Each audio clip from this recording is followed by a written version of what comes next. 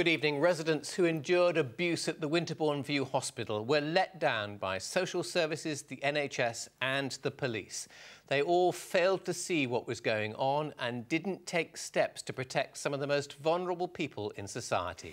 That was the finding today in the long-awaited official report into the scandal, which was uncovered by the BBC. And it turns out to be even worse than first thought.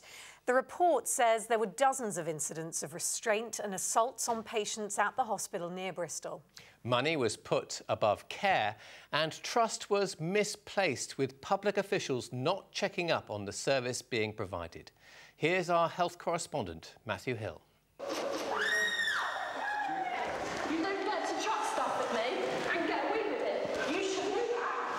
They were denied access to their families, restrained using painful techniques. Because you know what'll happen? Time and again, vulnerable adults were abused.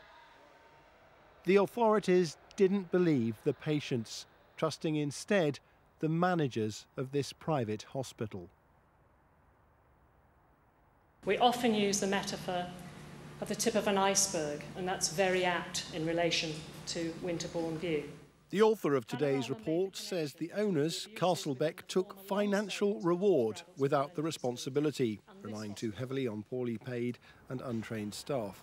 It seems the NHS never asked what it was getting for the £3,500 a week it was paying for each patient.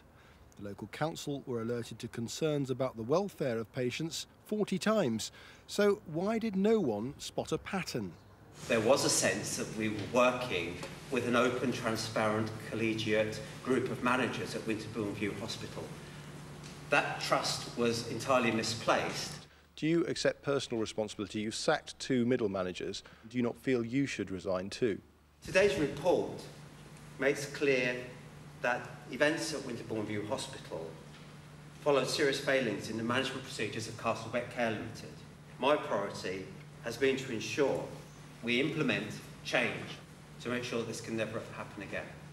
No one, it seems, was willing to properly investigate the allegations of abuse. The report says the council relied too heavily on the police and the police too much on the NHS. It's quite apparent in the serious case review that there's learning for all agencies, and that's why we've been so keen to be involved in this process of understanding where our failings might have been and what we can do to put that right. This mother was one of the many who feels the worries she raised about her daughter's care were ignored. We've just been let down because we have been split up as a family. We haven't been able to have that family unit that we'd like to have.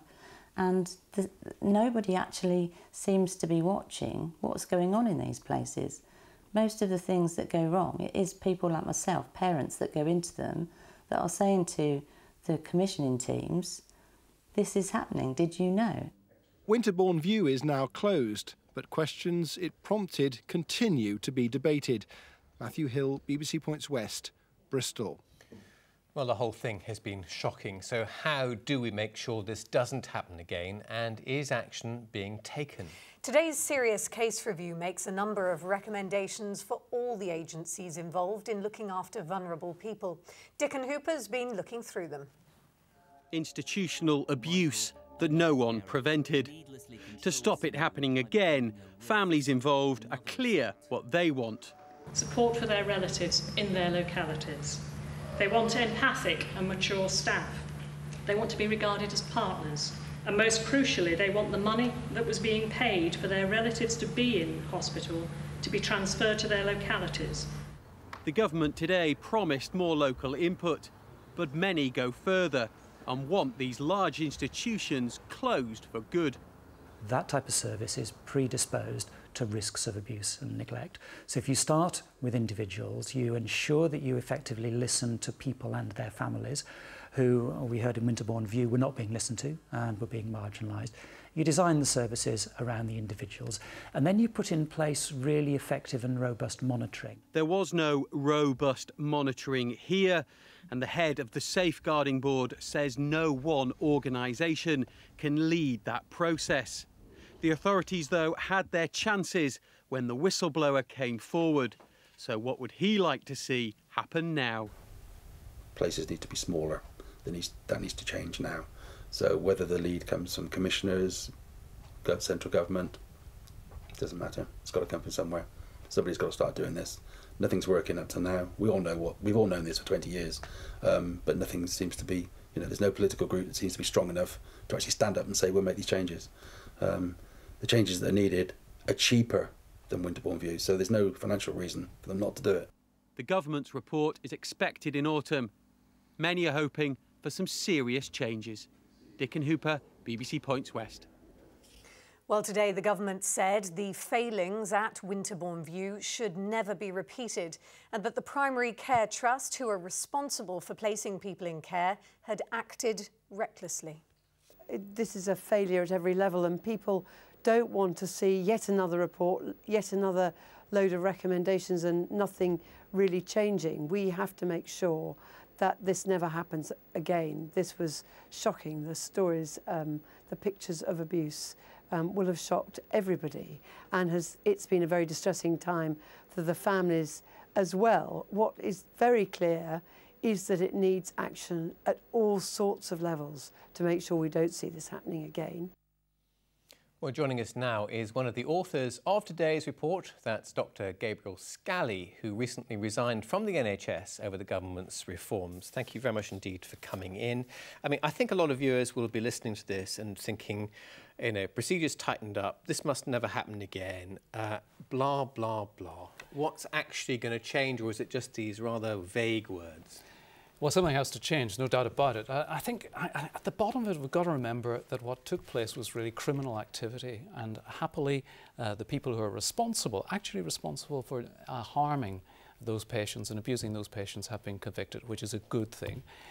The problem is it shouldn't have happened. And secondly, even when it started, there were plenty of opportunities to intervene and stop it, and it didn't. And the two reports published today, the safeguarding report, the adult social care report, and the report in the NHS commissioning, lay out exactly what went wrong there. OK, well, the people who've been accused, they'll have their day in court and they'll be able to put their points to the judge.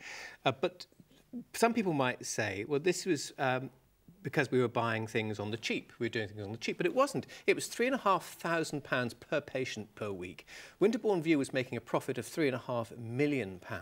Why on earth were the people writing these huge cheques not more concerned about where public money went? Well, there were 14 different primary care trusts who paid those bills, and some local authorities as well. And the patients came from 3 different regions of England, and that's one of the problems. This wasn't a local facility serving a local population. I think the report issued by MenCap today and the position taken by MenCap is quite clear that these should be local facilities where you can have active involvement. But we were paying for a Rolls-Royce service and we were getting a rubbish service. And one of the problems, David, was that the contracts that were placed contained nothing in them, for the most part, about quality or what care should be provided to the patients. They were purely financial, and that was absolutely wrong. If we're going to be commissioning services like this, we need to commission high-quality service. We need to follow up and make sure patients are getting those services, and we need to involve the patients themselves and their carers and their parents in assessing that care on an ongoing, continuous basis. OK, well, the whole thing's been very surprising and very shocking, hasn't it? Thank you very much indeed for coming in. Thank you.